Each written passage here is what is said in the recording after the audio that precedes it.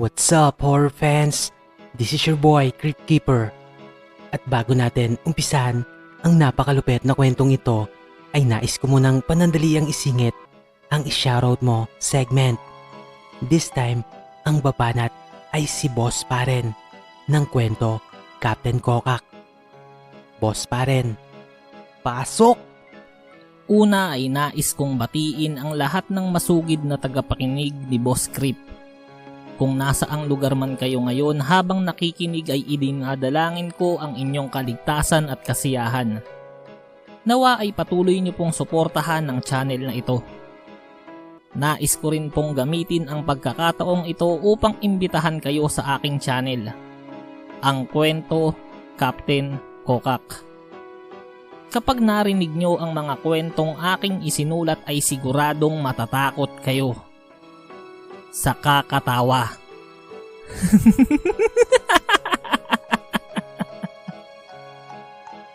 Yun. Yan ang isa sa inaabangan ko sa channel ni Boss pa rin. Napaka-unique at nakakaaliw talaga ang intro. Anyway, simulan na ang pananakot.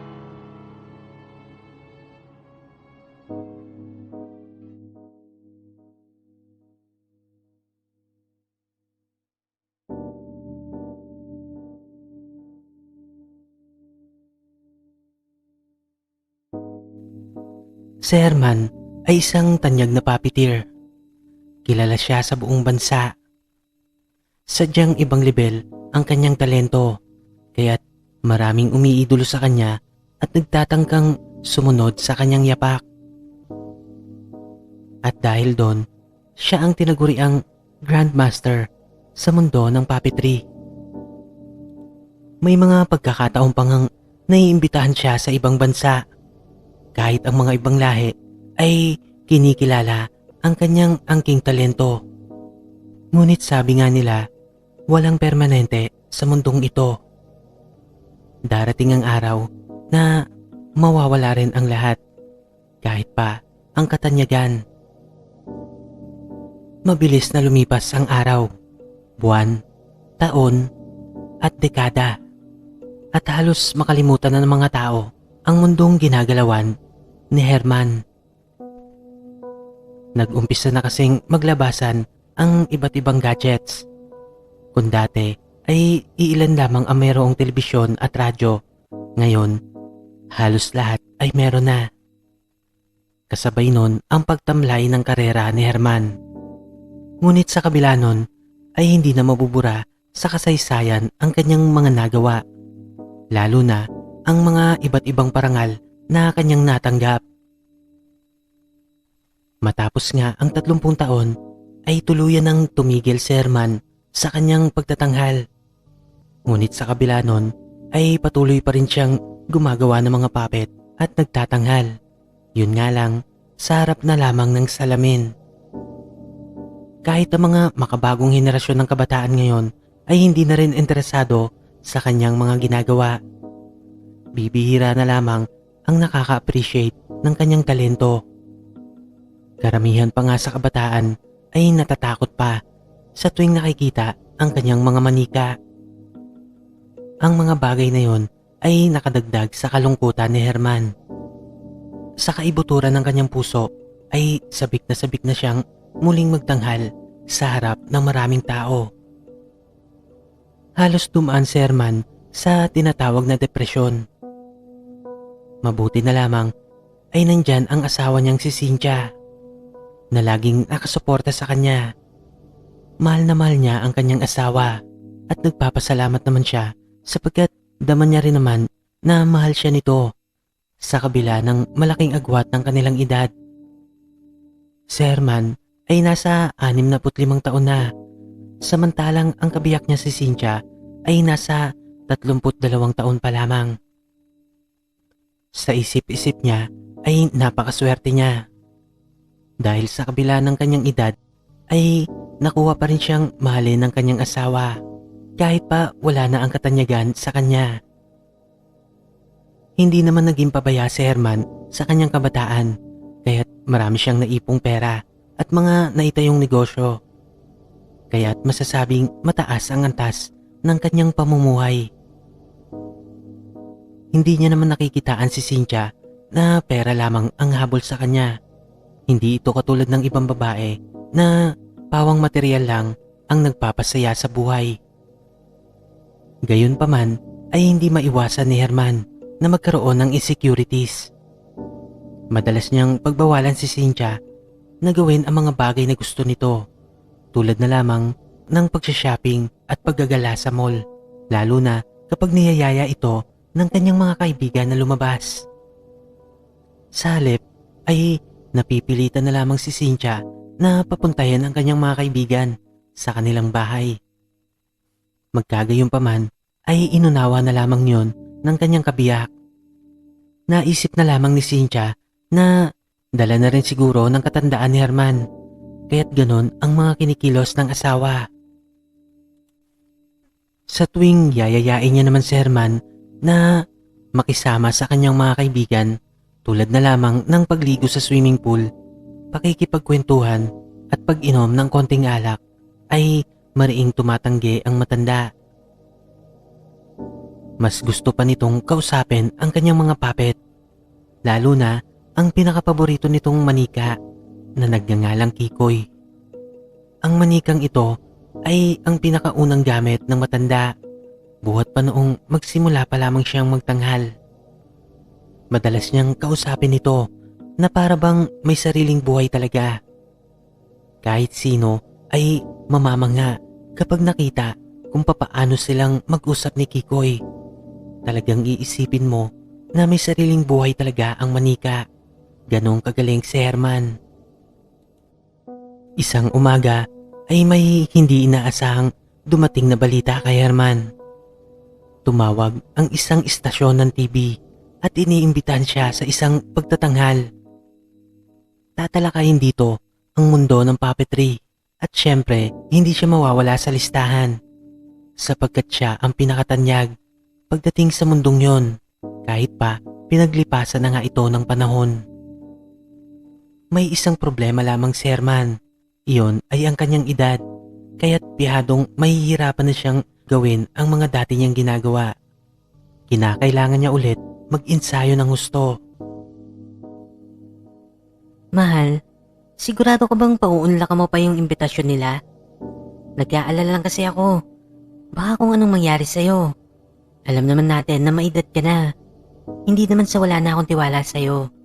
Pero syempre, iba yung dati. Maedad ka na ngayon. Baka mahirapan ka. Mahal, huwag kang mag-alala. Kayang-kaya ko to. At syempre, hindi ko pwedeng palampasin ang pagkakataong ito. Sabik na akong muling makapagtanghal sa harap na maraming tao. Ito na ulit ang pagkakataong inihintay ko, mahal. Sigurado ka ba, mahal? Kasi ikaw lang naman inaalala ko. Ano kaya kung kumuha ka ng assistant para hindi ka masyadong mahirapan? Mahal, kayang-kaya ko pa to. Huwag kang mag-alala. Alam ko, mahal. Pero mas maganda na yung sigurado tayo. Huwag ka mag-alala. Ako nang bahala dyan. Magpapahanap ako sa mga kaibigan ko. Ganun ba? Oo, sige. Ikaw nang bahala, mahal. Pero kaya ko pa naman eh. Huwag nang matigas ang ulo mo, mahal. Okay? At saka maganda na rin to para may katulong ka mag-ensayo. Matapos ngang matanggap ni Herman ang imbitasyon, ay kaagad na siyang nag-ensayo. Pawang galak ang nagibabaw sa kanyang pagkatao. Excited na siya na muling magtanghal sa harap ng maraming manonood. Ipinapangako niya sa kanyang sarili na papahangain niya ang buong madla, kabilang na ang mga bagong henerasyon. Magandang umaga po, Ginoong Herman. Ako po si Joseph. Ako po yung nirekomenda para maging alalay niyo. Maupo ka, iho. Matanong ko lang, may alam ka ba sa pagiging puppeteer? Opo sir. Pero hindi pa naman po ako ganun kagaling. Mahigit 1 taon pa lang po. Buhat nang magsimula ako at nang malaman ko po na magiging assistant niyo ako, sobrang galak ko po kasi kayo po yung pinaka-idol ko simula nung bata pa ako. Nakakapanood po ako ng mga ilang videotapes ng pagtatanghal niyo, kaya't nagustuhan ko po talaga ang pagiging isang puppeteer. Ganun ba? Maraming salamat naman. Teka nga. Ano ba yung galam mo? Bakit walang lubid yung mga puppet mo? Ito po ba? Ito po kasi yung makabagong puppet na ginagamit ngayon. Bale, remote control na po siya. Ano ka mo? Ibig sabihin di baterya na yan. Ganun nga po. Alam mo, Iho, hindi naman sa sinasabi kong pangit yung dala mo. Pero marami ka pang kailangan malaman pagdating sa pagiging puppeteer. Kung gusto mo talaga ito, kailangan mong isa puso. Kailangan ang puppet mo ay maging parte mo. At sila naman ay magiging parte ka. Ang makabagong teknolohiyang yan ay hindi magagawa ang mga bagay na yon. Ganun po ba? Nauunawaan ko po kayo, sir. Pero may mga imumungkahi po ako sa inyo. Baka po sakaling magustuhan nyo. O sige, Iho, pakikinggan ko ang sasabihin mo. Makikinig ka rin sa mga ituturo ko sa iyo, ha? Opo, sir. Isa pong karangalan nito na makatrabaho po kayo. Masayang lumipas ang ilang araw, lalong-lalo na para kay Herman, sapagkat muli niyang nagagawa ang mga dati niyang kinaiibigang gawin. Nagkasundo naman sila ni Joseph. Nagpalitan sila ng kuro-kuro at mga kaalaman. Ngunit isang umaga ay may pangyayaring sadyang nagpaguho sa mundo ni Herman. Nang marinig niya si Cynthia na may katawagan. Nandoon yon sa likod ng bahay. Hindi siya napansin nito habang pinakikinggan niya ang pinag-uusapan ng kanyang asawa at ang nasa kabilang linya. Halos madurog ang puso ni Herman. Mismo ako agad? Grabe ka naman. Uy, wag kang ganyan. Lalo na pag nag-uusap tayo sa cellphone. Baka may makarinig eh. O sige na, sige na. Baka hinahanap na ako ni Herman. Bye-bye. Matapos nga nun, ay agad na dumiretso si Herman sa kanyang kwarto. Hindi niya nagawang kumprontahin ang kanyang asawa. Hindi niya alam ang kanyang gagawin. Sobrang nasaktan siya sa mga pangyayaring yon. Hindi niya akalain na maggagawa siyang lokohin ng pinakamamahal niyang si Cynthia. Matapos nga nun ay mas lalo siyang nagigpit sa kanyang asawa. Ngunit sa bandang huli ay nauuwi lamang ito sa pagtatalo. Pagtatalong walang nananalo. At dahil doon ay madalas na ngang nagkukulong ng kwarto si Herman. Doon ay wala siyang ginagawa kundi kausapin ang manika niyang si Kikoy. Sa manika niya binubuhos ang lahat ng bigat na kanyang nadarama. Wala din naman kasi siyang ibang mapagsabihan. Lumipas pa ang ilang araw at napapansin niyang madalas ang paglabas ng kanyang asawa. Wala naman siya magawa upang pigilan ito. Sawa na rin siyang makipagtalo. Hindi naman nakaligtas yun kay Joseph.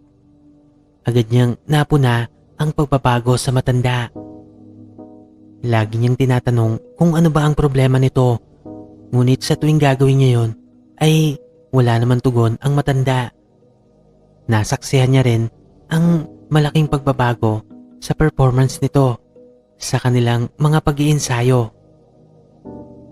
Hanggang sa isang araw ay hindi na siya nakatiis at kinausap niya na ang matanda. Sir, pasensya na po, pero alam kong may problema ka. Pwede mo namang sabihin sa akin yan. Nandito lang naman ako para sa'yo. Kaibigan mo na ako. Joseph, wala lang to. Huwag mo akong alalahanin. Meron lamang kaming hindi pagkakaunawaan ni Cynthia. Pero masasaan pa't magiging maayos din ang lahat. Kahit hindi mo sabihin, alam kong may problema kayo. Ayoko sanang sabihin to pero minsan nakita ko si Cynthia. May kasamang ibang lalaki. Ayoko sanang bigyan ng kulay yon. Kaso magkahawa kasi sila ng kamay. Sorry Sir Herman, nasabi ko mga bagay na to. Hindi ko na kasi kayang itago pa sa'yo. Ganun ba? Iyaan mo na yun. Tara, magsimula na tayo mag-ensayo ulit. Agad na nilihis ng matanda ang usapan tungkol doon. Nahalata naman ni Joseph na nadurog ang puso ng matanda sa kanyang mga sinambit. Sa kabila nun ay wala naman siyang magawa sapagkat ayaw ng pag-usapan yon ng matanda. Mahal, ano itong nabalitaan kung babaguhin mo yung concept mo? Eh di ba nga parang tribute yon? Eh bakit babaguhin mo yung konsepto? Saan mo ba nakuha yung ideya na yan? Sa akin po ma'am. Naisip ko lang po kasi na mas magandang pagsamahin yung makaluma sa makabago. Sa'yo pala nang galing. Pues hindi maganda. Mawawala na kasi yung essence ng pagkaluma. Siyempre, dapat old school, di ba? Bakit haluan mo ng new school? At saka, assistant ka lang Bakit ka nakikialam? Huwag mo nga pakialaman ng asawa ko. Hayaan mo siya magdesisyon. Mahal. Naisip ko lang kasi maganda rin siguro kung paghaluin yung konsepto naming dalawa. Ako di ba makaluma. Yung kay Joseph, makabagong konsepto. Pero maayos din naman siya. Kaya sa tingin ko maganda naman ang kalalabasan ng lahat. Mas pinakikinggan mo pa ang isang ito? Bahala nga kayo. Ikaw Joseph, ayoko nang makita mukha mo rito Huling araw mo na to ngayon dito sa bahay. Maliwanag ba? Mahal, huwag ka naman ganyan sa tao. Wala naman siyang ginagawang masama. Isa ka pa. Kapag kasama ko mga kaibigan ko, puro ka kontra. Tapos ngayon, ikaw ayaw mo magpakontra sa akin? Basta, hanggang ngayon na lang siya sa bahay, okay? Akala mo siguro, hindi ko alam na sinisiraan mo ako sa aking asawa. Ayoko nang makita ang pagmumukha mo rito. Matapos nga ang pangyayaring yun, ay hindi na nagbalik pa si Joseph sa bahay nila Herman. At dahil doon, ay nadagdagan ang kalungkutan ng matanda. Malapit nang sumapit ang araw ng kanyang pagtatanghal sa telebisyon. Kailangan niya si Joseph sa araw na yon. Dahil nga doon, ay ang binata na lang ang pinupuntahan niya sa bahay nito. Doon nila ipinagpatuloy ang pag-iensayo. Maganda naman ang kinalalabasan ng kanilang pagpapractice. Panandalian niyang nalilimutan ang mga ginagawa ng kanyang kabiyak. Isang gabi ay halos atakihin sa puso si Herman nang mapanaginipan niyang nagsasalita ng kusa ang manika niyang si Kikoy. Herman, papayag ka ba na gawin na lamang sa'yo ang mga bagay na to? Kikoy, bakit nakakapagsalita ka? Herman, ako lang ang tunay mong kaibigan. Ako lang ang nag-iisang nagmamalasakit sa'yo. Hindi ka dapat nagtitiwala sa mga ibang tao. Gusto mo bang tulungan kita? Anong ibig mo sabihin?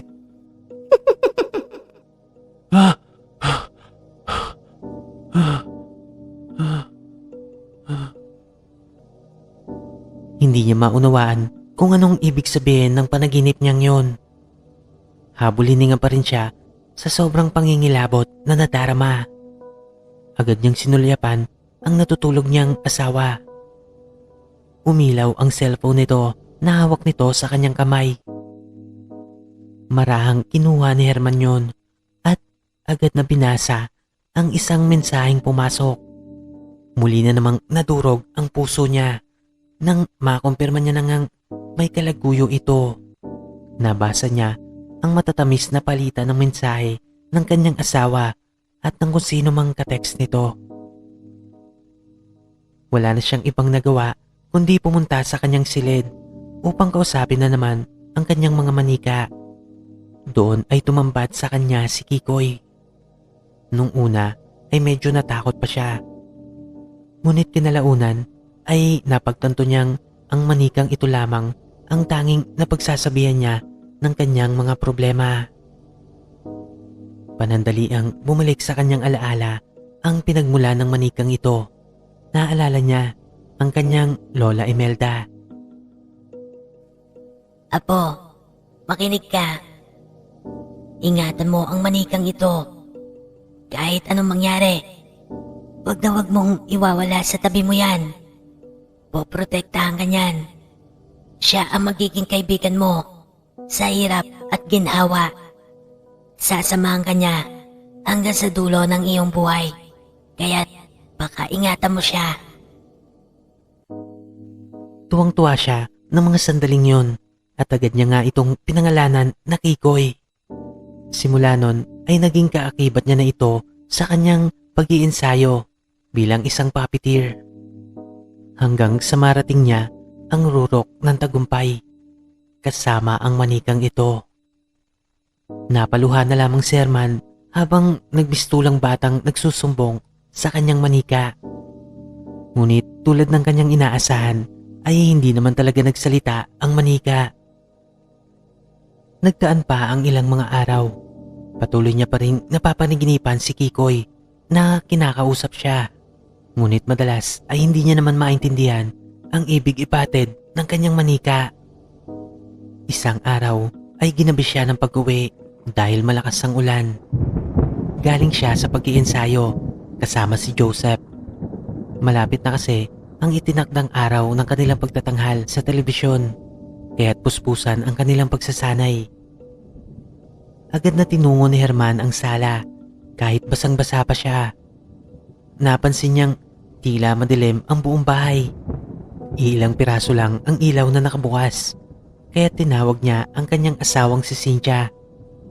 Ngunit nadagdagan lang ang kanyang pagtataka dahil wala siyang tugon na nakuha mula dito. Nilibot niya ang buong bahay, ngunit hindi niya matagpuan ang kanyang asawa. Naisip niya pa na baka tuluyan na itong naglayas at iniwan siya. Nanikip ang paghinga ni Herman habang naiisip niya ang mga bagay na yun. Kailangan niyang mapagaan ang kanyang loob, kaya't agad niyang tinungo ang kanyang silid kung saan naroroon ang kanyang mga manika. Ngunit gano'n na lang ang pagkagimbal ni Herman nang tumambad sa kanya ang katawan ng tuguan niyang asawa. Halos maligo ito sa mapupula at malapot na likido habang walang tigil na sinasaksak ng manika niyang si Kikoy. Nakangiti pa sa kanya ang manika habang isinasagawa ang malagim na krimen na yon. Anong ginagawa mo, Kikoy? Itigil mo yan!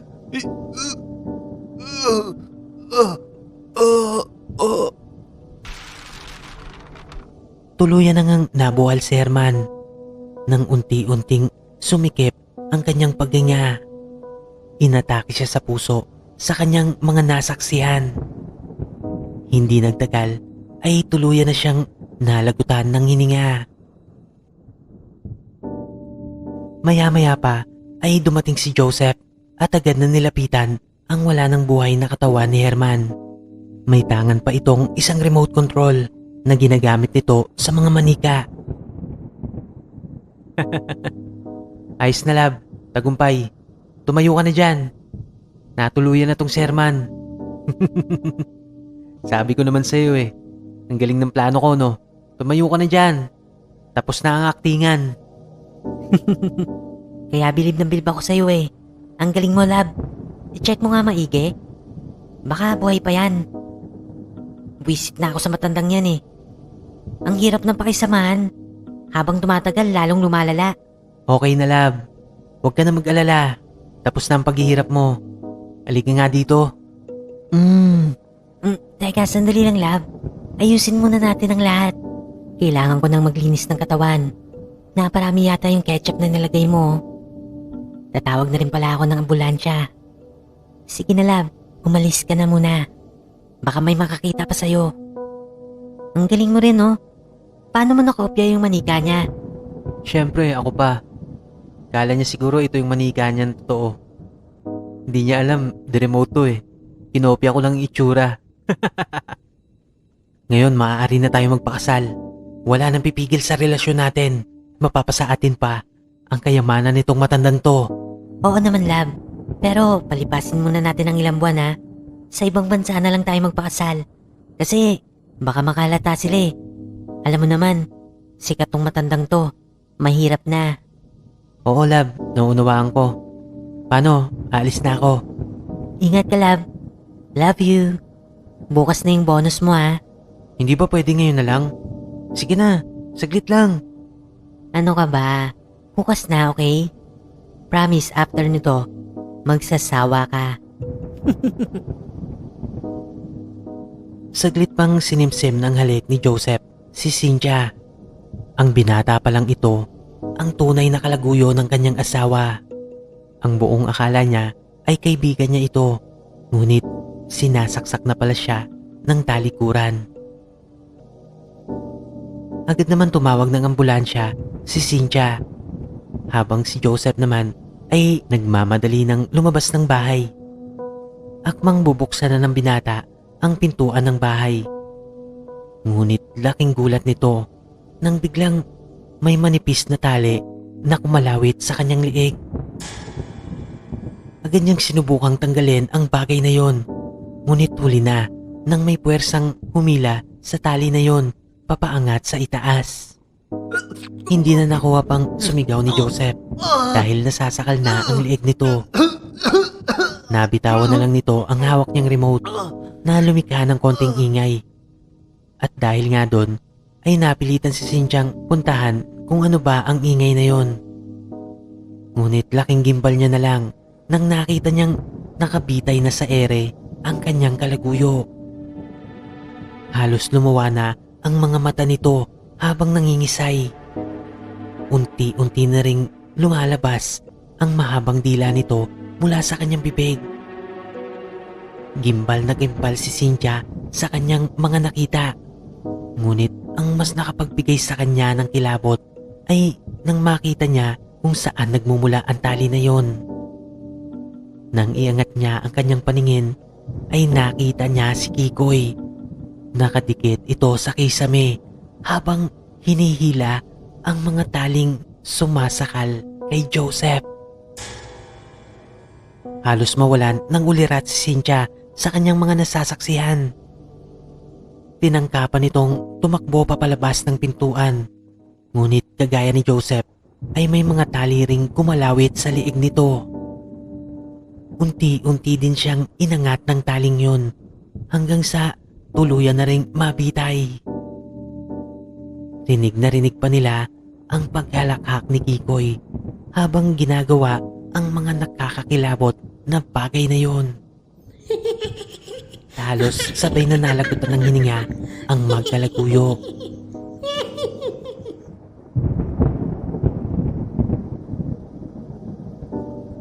Lumipas ang ilang sandali.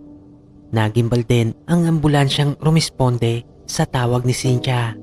Nang tumambad sa mga ito ang mga nakabitay na katawan ng 2 tao malapit sa pintuan. Sa di kalayuan ay natanaw din nila ang wala ng buhay na katawan ni Herman. Maging ang mga pulis ay hindi maipaliwanag ang mga nangyari. Walang magandang resulta na lumalabas sa kanilang investigasyon. Ngunit may isa silang napansin sa isang manika. Halos kawangis nito ang mukha ni Herman.